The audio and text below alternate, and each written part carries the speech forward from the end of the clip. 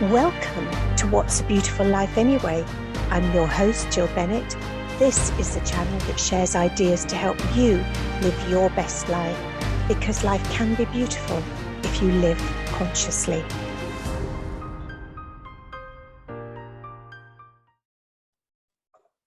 Welcome to this week's edition of What's a Beautiful Life Anyway? Nearly got that wrong. With me is Cat Ivison, who is a financial coach. Hi, Cat. Hi, Jill. Lovely to be here. Oh, it's really good to have you here, and it's lovely to hear a different accent. We've had Americans and mainly British people, but you are, I think, our first Australian on the That's exciting. podcast. Yeah, very exciting. Now, Cat empowers women with money confidence, and we all know that we can't live our best and most beautiful life unless we have a positive money mindset and the knowledge and empowerment to manage our money, to live the life that we want to live. And Cat helps us with all of that. And we all need someone to help us occasionally with our financial thoughts. So Cat, how does your coaching services help women? So my coaching services help women to firstly understand what they have today. So look at their money, both in practical terms and in terms of their mindset. So the mindset's all about, as most of us know, but your money mindset's all about your money beliefs and the values those beliefs are being driven by, and the emotions that come out around money, which are based on those beliefs and values. And those emotions cause us to do things with our money. So I call them habits because we do normally do it more than once. And once we do something with our money, that's ultimately making a decision or a choice about our money. And those choices then define how much or how little money we have in life.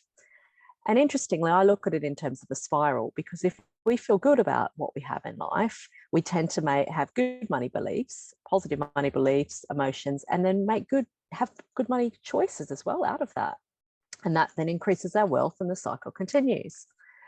Conversely, though, if we feel down about our money, or we don't feel very positive, we feel quite negative about our money, or we have kind of money beliefs, like a good example that we've probably all heard at some point in our lives is around money is dirty. And it often comes from the physical feeling of money. So the cash itself probably is dirty in some way physically, but unfortunately we often hear those sort of things as children. And then what that then means is, as we go through our lives, our mentality and our thoughts and emotions around money is dirty. And we're not talking about the physical money itself here. We're talking about the concept and how we use it and what we do. So that can then result in often, and I mean, this is just one example of a negative money belief, but a money belief like that will then result in us feeling the need to repel money, even if that we don't recognize we're doing it, but pushing it away. And therefore, if we're not earning as much as we should because we're pushing it away, or perhaps we're spending it more on things we shouldn't, we're also pushing it away. That then means we end up having less. Then we start to have more negative money beliefs because we have less and we think we don't have enough, and the cycle goes round again. So you can see that there's a bit of a spiral. And if we have a positive money belief, the spiral's on an upward motion. But if we have negative money beliefs, our spiral can massively decreases our wealth and our feelings. Yeah. And the whole thing about dirty money is, you're right, money is into so many different people's hands, and you don't know what they've done with those hands. Let's face it, we don't know where those hands have been. So money itself, the physical thing, can be pretty horrible. And if I was counting out a load of coins, we always shove all our coins in a bowl, and then every now and then you've got to do something with it. So you always need to wash your hands. But the things I remember from my childhood, which I'm sure had an effect on me, were things like money doesn't grow on trees. I'm not made of money. And if I was, I wouldn't break bits off just so you could have everything you want. And I think parents, and I've said this in a previous podcast, but parents don't do these things generally to be unkind. They do these things because of the situation they're in at the time. But it can be, as you say, it can then affect your subconscious mind, so that you have a fear of money, that you think you're not worthy of money because you've been told, no, you can't have this, and no, I haven't got the money to give you that. And And then, as you say, you get on this whole spiral. And for me personally, my mantra in my mind is I'm happy, healthy, and wealthy. And I say that to myself so many times a day, because it's these things that we repeat to ourselves time and time again that become our life. And it hasn't done me any harm so far. What started you on this whole journey? So I was an accountant. I trained years and years ago in Australia as an accountant, and I've worked in the corporate world for about 20 years for big corporations and ultimately making their money. And I enjoyed my job, but I definitely wasn't getting full satisfaction and value from it. And then I kind of went down the journey most of us do, and I had got married, had children. And then it was only when I came back from work after my second round of maternity leave, and I was struggling a bit from a few. So one of them was I was looking for the prior me who could work all the hours that were available, like lots and lots of hours, impress lots of people, play the corporate politics, and still have plenty of time on my hands to do what I wanted to do.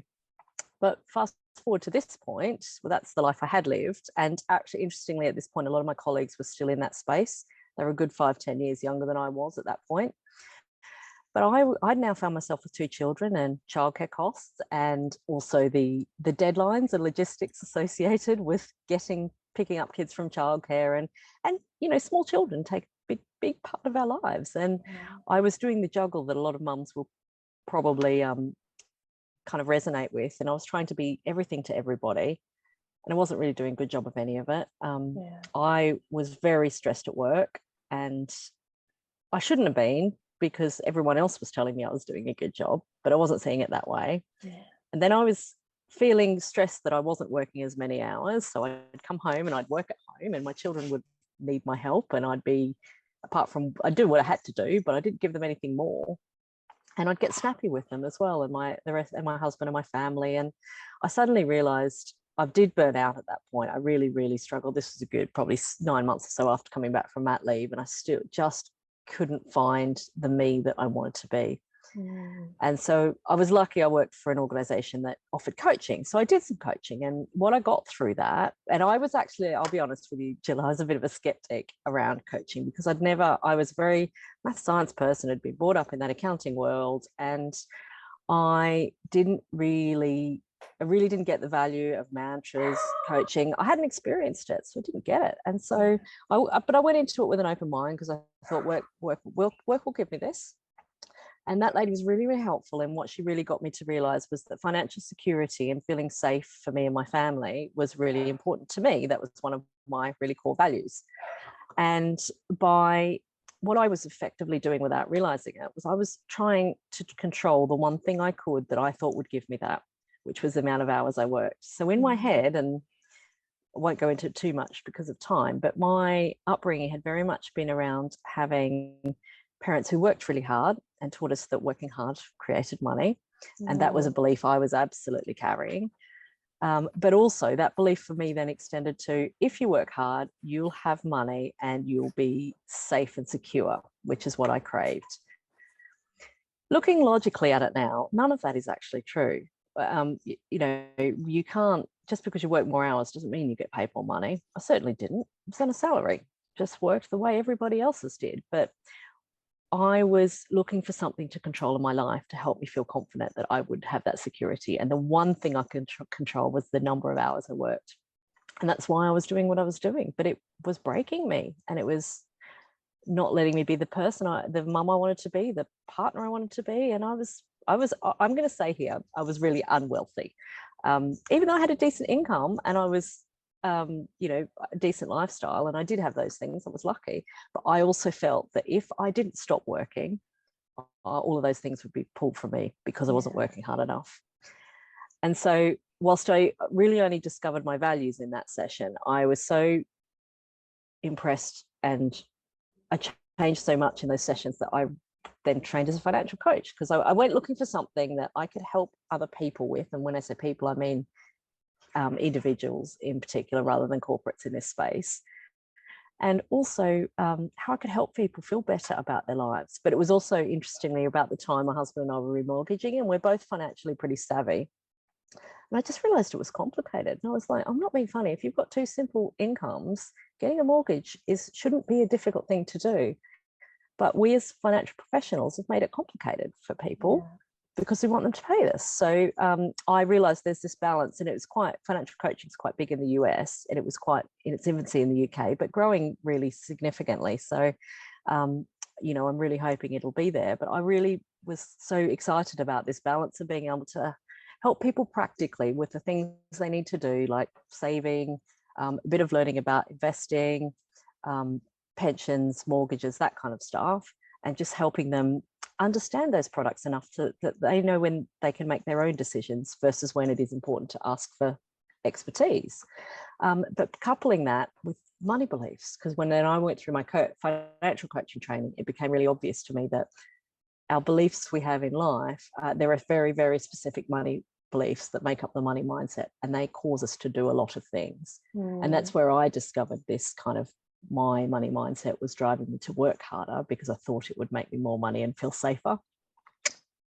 It wasn't true, but that belief protected me, made me feel in control of something, and I couldn't control anything else. And so I was very, very lucky, got some great financial coaching from some of my peers that I trained with, and retrained as a financial coach, and now I'm working entirely to help women feel more confident with their own money and feel that they can make their own personal money choices that are right for them and their families. And I would say I feel a lot wealthier. I actually have a bit less money because I'm starting my own business, but wealth for me is not just about the money. Oh gosh, no. Having money is a big part of it, and we are all totally entitled to, and we should, you know, want money for ourselves, but it is not all, it isn't everything. And so it's just about finding the balance for ourselves. Yeah. And what works for you. And I resonate completely with that. Parents, I mean, both my parents worked, and it was that, well, if you want to achieve anything in life, you know, we have a nice home, but it's because we both work, and we work very hard. And it's really important to work hard if you want to get the things that you want in life. The whole thing about getting a good education, getting a good job, you know, what happens then? You work for 40 years, 40 hours a week, to retire on 40% of what you couldn't live on the 100% of when you were working. And it's just a bit of a joke, isn't it? You know, we actually need to empower ourselves and have that mindset to attract more money in, and have that sort of mindset of I deserve it, I'm worthy of it, and I have a wealthy mindset. There's lots of professional women, and we meet them through our networking groups in Athena, but professional women and small business owners who are often overwhelmed or scared about their businesses and their personal money, and don't understand enough about money. And as you say, fear making money decisions, but they also don't talk to people about it. They want to feel and be wealthier, in money and non-money. As you say, to me, wealth is about time freedom. It's about doing what I want to do when I want to do it. It's about being happy and healthy. It's a whole host of things. But what do these women need to do to allow themselves to have that peace of mind and to feel their lives are in balance? There's a couple of things, and I'd probably say the biggest one is talking about money. So we've all been brought up in a world where we don't talk about money. It's confidential. Nobody can talk about it. And I think that's partly a generational thing. And a lot of the things you were talking about there, Jill, are about the way we viewed money perhaps 50, 60 years ago that we've carried down. So for example, you go to work, you get a good job.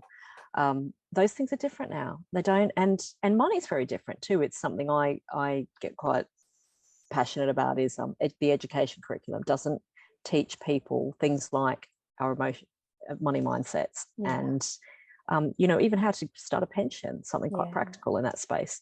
But in terms of how people can do it, the first thing is to talk about money with your partner, with your family, your friends, your peers, anyone you can. And that's really hard when we've been taught not to do it, but especially if you're worried if you're overwhelmed or worried in any way, the first thing generally in life we say we've got anxiety is to talk about it. Yeah. The problem with money is none of us feel comfortable talking about it. So I would say that's probably absolutely the number one thing is to start getting comfortable talking about money. But then I think it moves to, particularly as business women or professional women, if we're professional, our organizations often don't want us talking about money because they don't want you to know what the next person earns, because that can create things like the GPG, because I don't like to say the gender pay gap, but I'm going to say it. Things like that come from us not being allowed to talk about money. Yeah.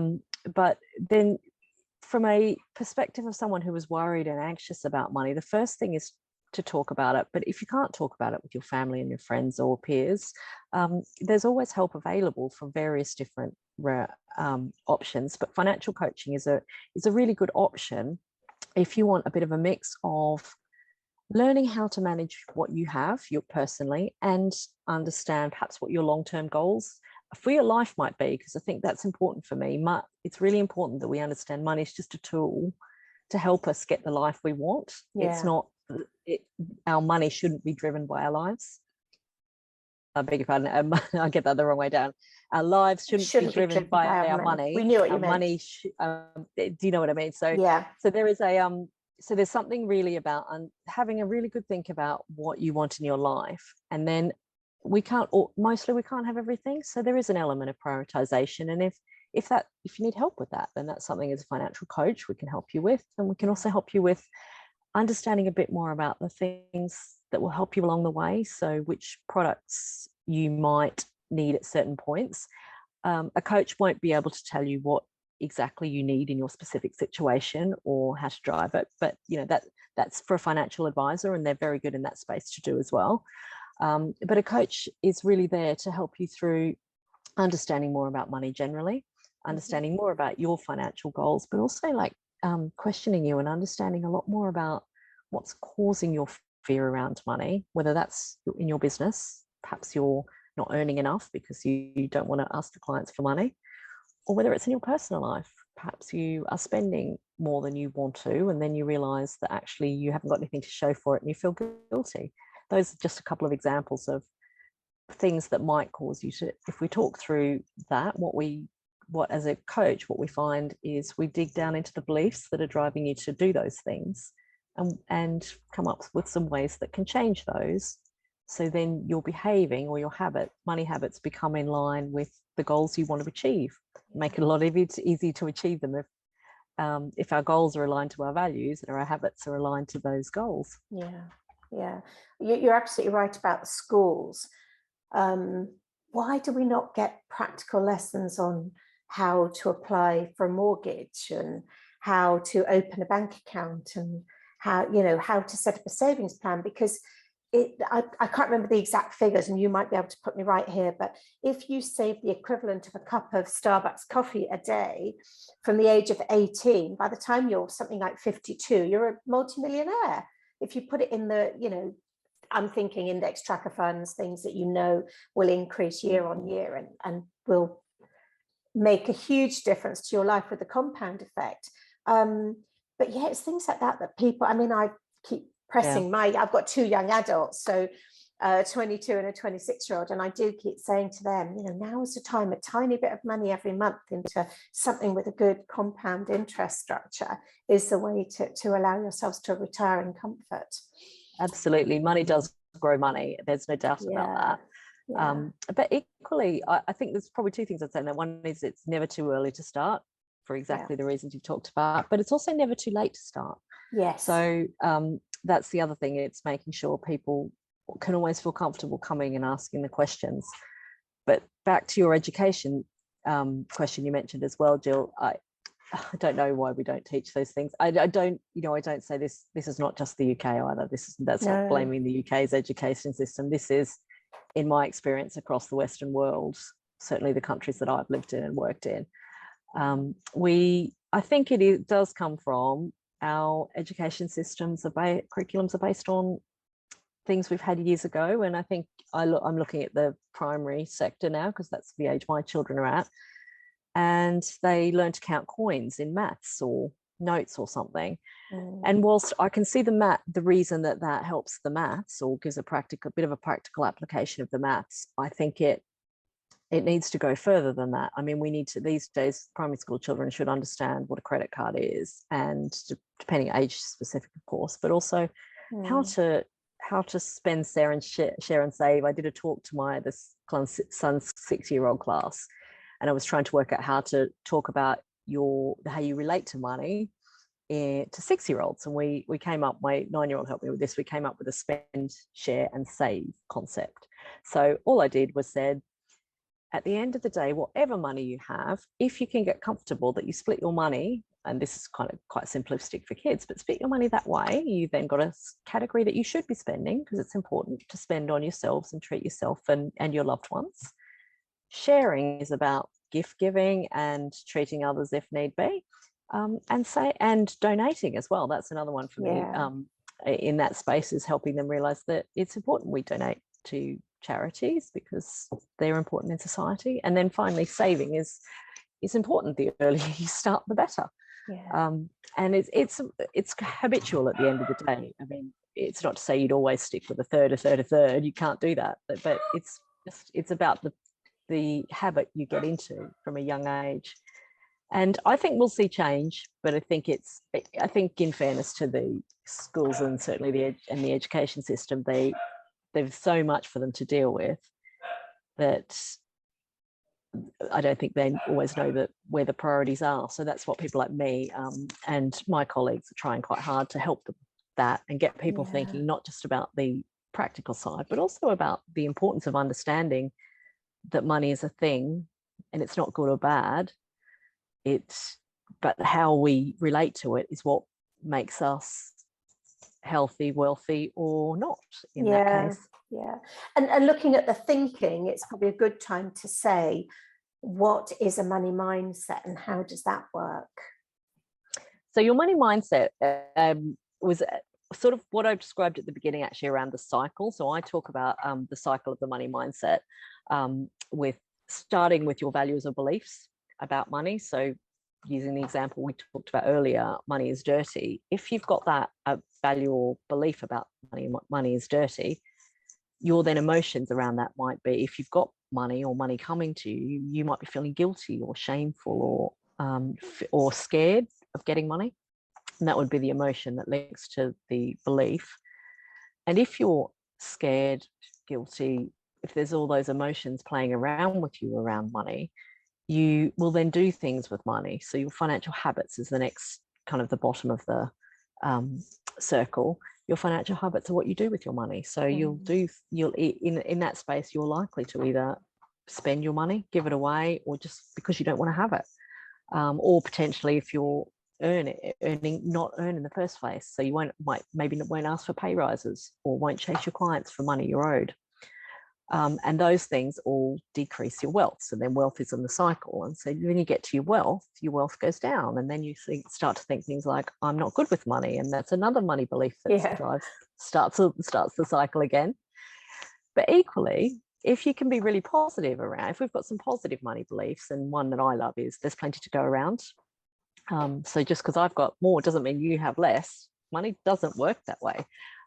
If we feel there's plenty to go around and what we do with it is important, then we have the right to be wealthy.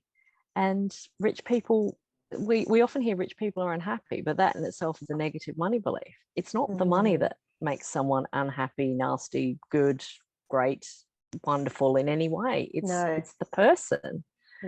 And so actually just by having money doesn't link that they will definitely be. In fact, there's an awful lot of examples of great people that have got a lot of money. Take Bill Gates or someone that do great things or in the Oprah world. Winfrey. I mean, goodness, she gives so much away.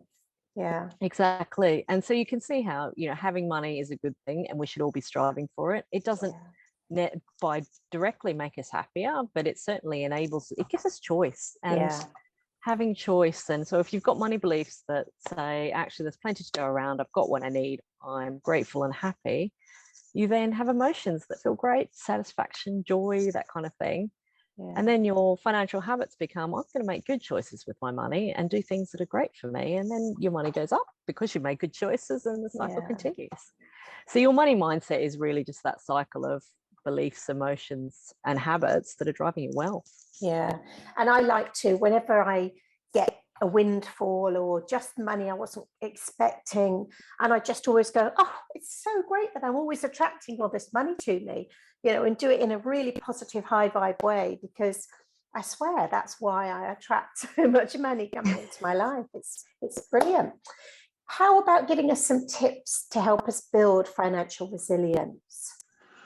So my number one tip, Jill, is always going to be talk about money. Get comfortable talking about it. Don't feel anxious or don't keep it to yourself. It's not what it's for. The number two is get that money mindset working for you. Get as positive as you can. Don't, if you ever hear yourself talking to yourself or anyone else, oh, I'm not good with money, or rich people are unhappy, or money is dirty, look at ways that you can switch that. And then sort of on a more practical level, the next thing I'd say is absolutely do your best. And I appreciate we're in a cost of living crisis and money is not going as far as it did once, but it's worth remembering that the economy is cyclical. History tells us we go through these stages, then we come out of them, we come back with them, and you do have to ride the storm. And so for that reason, my next biggest tip is always create yourself at what I call an emergency account or a safety fund or whatever you want to call it. But the first thing, when you're saving, the first thing you should always save for is enough money, and this will be different for every person, but enough money that will make you feel safe. A ballpark guidance might be, look at what your general living expenses are, not the treats and stuff, but the really important general living expenses. Take about 6 months of that, stick that in a pot and just say, that is my safety fund. And that is the money that's going to make me feel safe, that I can then make good decisions with the rest of it. Because to your point earlier, then that having that safety fund is accessible and available and supporting you, then helps you say, well, actually, now I can take some of my other savings and perhaps do something where I'm taking a bit more risk. And risk is important. Tip number 4, risk is important. We have to take risks to make returns. So just leaving our money in the bank, it's not to say we should invest it all, but we should absolutely invest some of it, because at the moment you're losing 9% every year when it's in the bank. So that actually means your money's going down. So I would say, look at first creating very first thing would be pay off any credit card debt you have. Second thing is create your safety fund. And then the third thing is start habitually every month putting money away into a savings fund that is earning interest, and then look to invest some of that. That's a really good tip. And I agree with you on the risk thing. And you don't have to be high risk. You know, there are investments which are fairly low risk and medium risk and high risk. And it's looking at all of those and deciding.